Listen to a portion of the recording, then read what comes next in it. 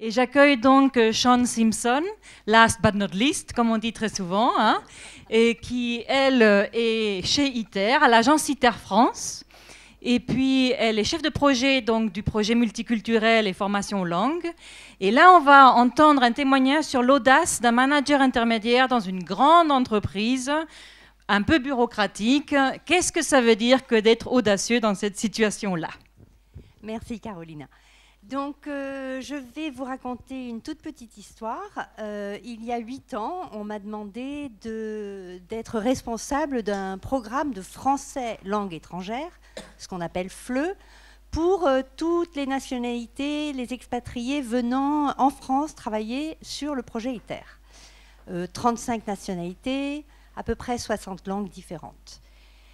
Au début, j'ai pataugé en utilisant des méthodes traditionnelles de formation en langue qui ne marchaient pas du tout. C'était une catastrophe.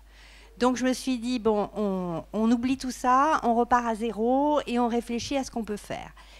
Et c'est là où je me suis aperçue que la richesse humaine d'ITER était incroyable et qu'il fallait absolument l'utiliser.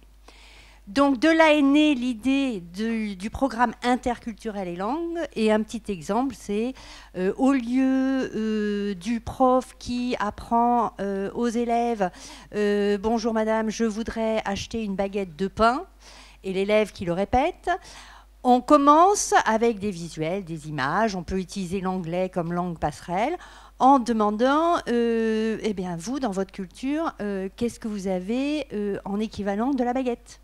Est-ce que c'est du naan? Est-ce que c'est du poppadom? Est-ce que c'est du riz? Qu'est-ce que vous mangez le matin? Etc.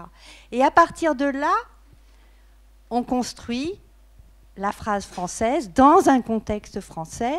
Et le fait qu'il y ait un écho dans la culture de chacun fait que c'est beaucoup plus, comment dire, beaucoup plus enraciné.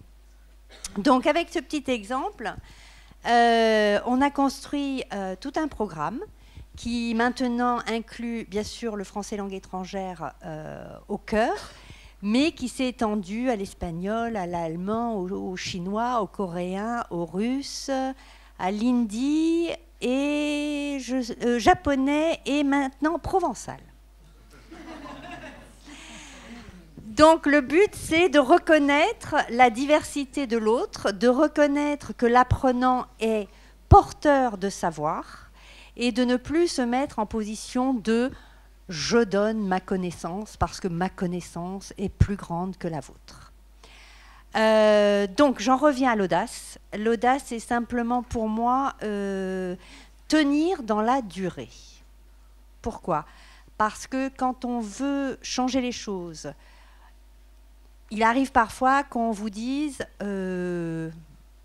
qu'est-ce que ça veut dire? Ce que tu veux faire, c'est quoi exactement? Je ne comprends pas bien.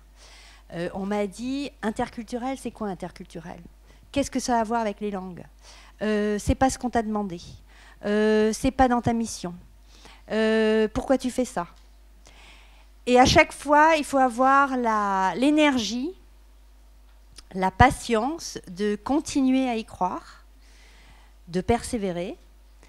Il faut continuer à prendre des claques, à avoir des critiques, à avoir des gens qui n'y croient pas.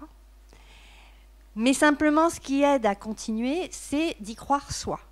Et je crois que pour moi, l'audace, c'est ça. Si vous croyez vraiment en quelque chose, persévérez jusqu'au bout.